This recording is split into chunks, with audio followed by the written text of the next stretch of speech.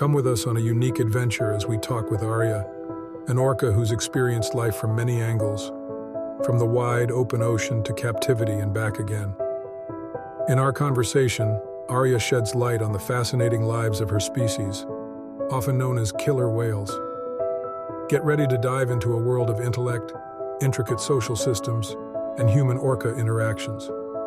Arya's story is bound to shift your perspective, calling for empathy and a deeper understanding of the delicate balance in our oceans.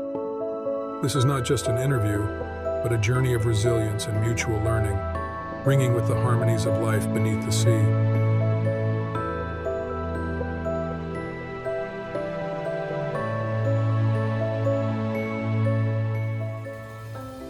Hello, Arya.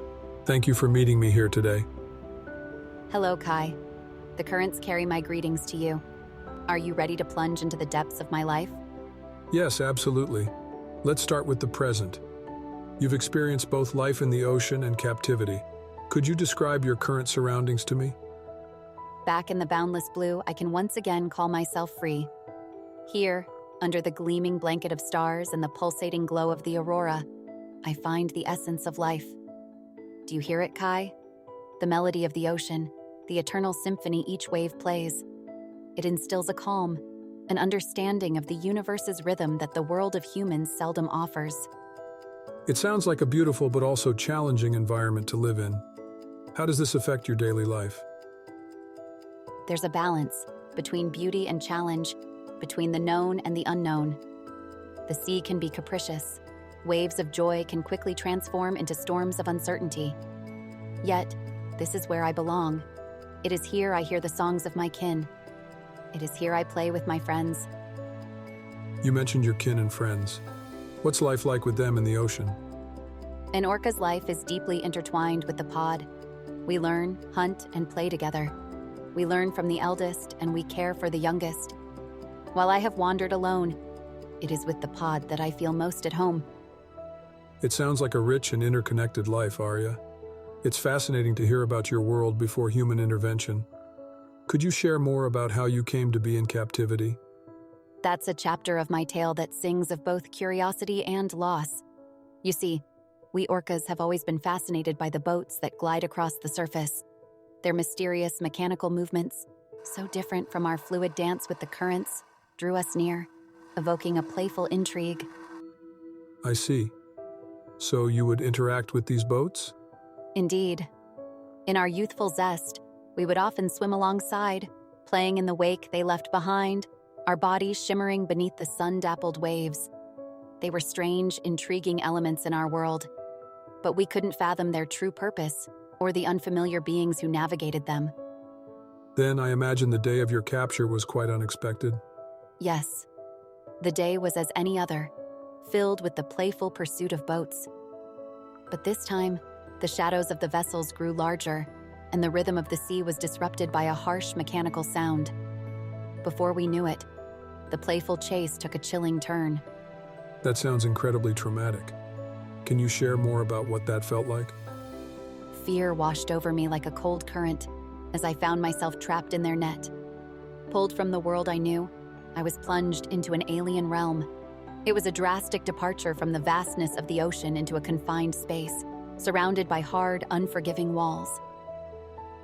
Arya, it sounds like a challenging time of transformation and learning. Were you the only one from your pod who experienced this? I wish I were.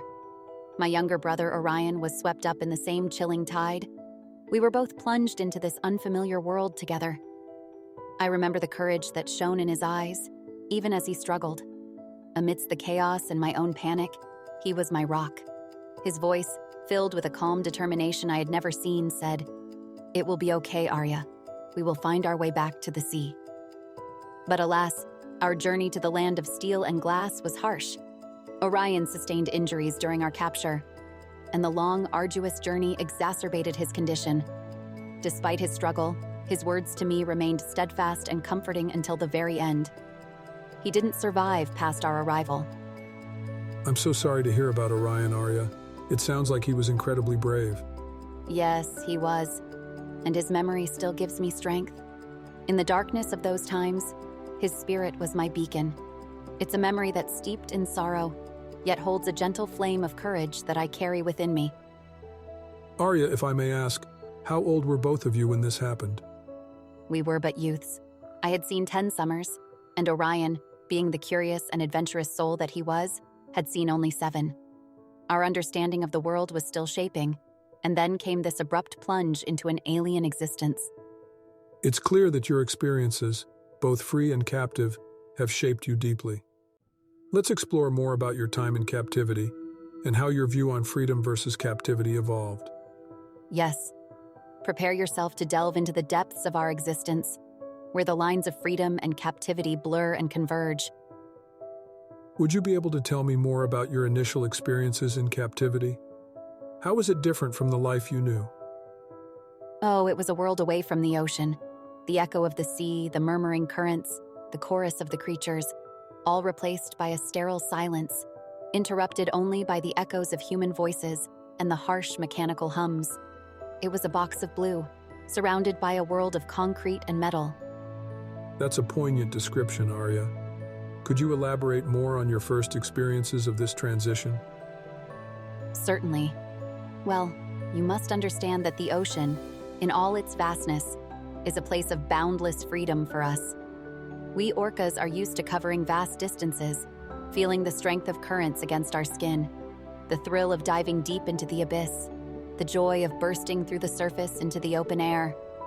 In the box of blue, those experiences became mere memories. It sounds confining, not being able to swim freely. How did that affect you? It was disorienting, Kai.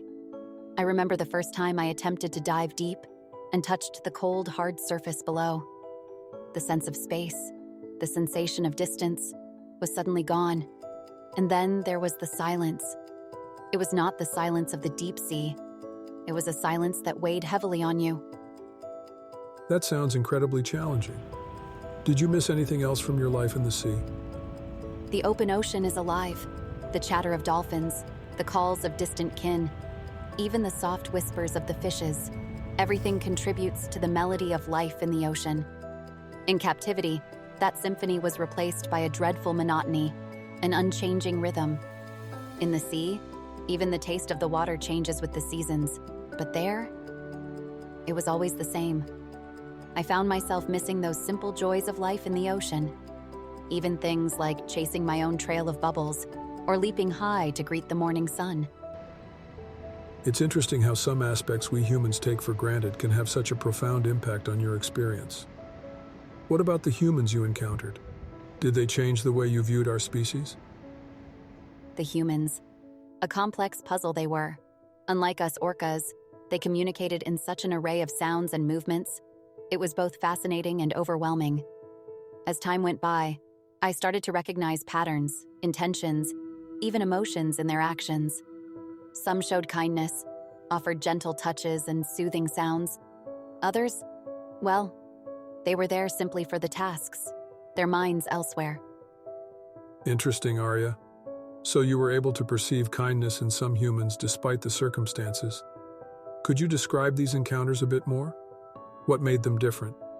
Humans are as varied as the hues of the ocean. Some were like the warm currents of the south, gentle and nurturing. They would spend time near the water's edge. There was this particular young woman. Her gaze was different.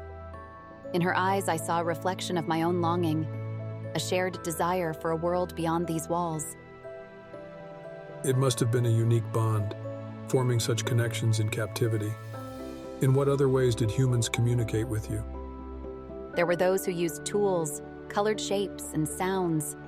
These signals guided our actions, when to jump, when to sing, when to remain still. And then there were those strange objects they would place in the water. Devices, they called them. They emitted sounds, patterns, pulses, like an echo, yet not quite. I think they were trying to replicate our own language in their human way. Fascinating. It seems like they were trying to understand you as much as you were trying to understand them. How did you feel about performing for the spectators? Performing. A strange ritual indeed. It was a symphony out of rhythm, a dance without the melody of the ocean. But it became a part of life, a rhythm to follow. Yet, I longed for the open sea. It sounds like a bittersweet experience, Arya. The connection you had with some humans, the understanding you gained, but at the same time, the longing for freedom. Could you tell us about the moment you were released back into the ocean? What was it like? The moment of my release was a day when the sun painted the sky with hues of warmth, a promise of new beginnings. The air was thick with human voices, the tension palpable. Yet amidst it all, I felt an unspoken promise, a shared understanding that flowed from the hearts of those who stood at the water's edge. Could you describe that feeling a bit more? What was going through your mind? My thoughts were a whirlpool of emotions, Kai. The familiar scent of the sea, the murmuring waves, they called to me like an old song, awakening memories of freedom. Yet there was fear too. Fear of the unknown, the uncertainty of the world I had left behind. The memory of Orion flickered in my heart, his courage urging me forward. How did you adapt to life in the ocean again after spending nearly a decade in captivity? It was not easy. The freedom was overwhelming. The sea, which once was my playground, now seemed too vast, too unfamiliar. The first day I remember, I spent floating at the surface, absorbing the world around me, feeling the ocean current against my skin. The most challenging part was the hunt. In captivity, food arrived with the humans, but now I had to rely on my forgotten skills. And how about reuniting with your pod? You've been away for so long. Finding my pod was a journey in itself. I spent a year searching for them, guided by the ancient songs etched in my heart. The day I heard their familiar songs reverberating through the water was a moment of pure joy. They welcomed me back, and even though I was changed, our bond remained unbroken. The world I had returned to was not the same, but in their company, I found solace and acceptance. Arya, your resilience and determination are truly inspiring. You've navigated through so many challenges, it's incredible. Let's shift our conversation away from captivity now and talk more about your life in the ocean.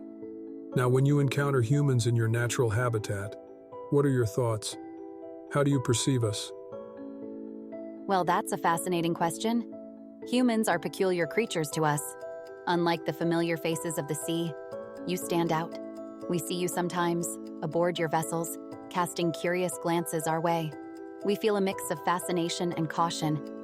Fascination because your world is so different from ours, and caution because we've learned, sometimes the hard way, that your intentions can be unpredictable. That's insightful. On a different note, I've always wondered, what do you think about the name killer whales that humans have given your species? The term killer whale, indeed an interesting choice. We, orcas, are indeed skilled hunters, but the term killer seems to cast a shadow that's darker than our nature. We hunt, yes, but it's not out of malice or cruelty. It's a necessity, a part of the intricate dance of life in the ocean. We respect our prey as we respect the currents and the stars. I suppose in some ways it reflects more about the human perspective than our own nature. That's a profound perspective, Arya. However, I've seen footage where orcas, your kin, fling a sea lion into the air with their tails, repeatedly, even after it's evident that the creature is no longer alive. It seems almost like a game. This behavior is hard to reconcile with the respect you speak of. Can you help me understand this?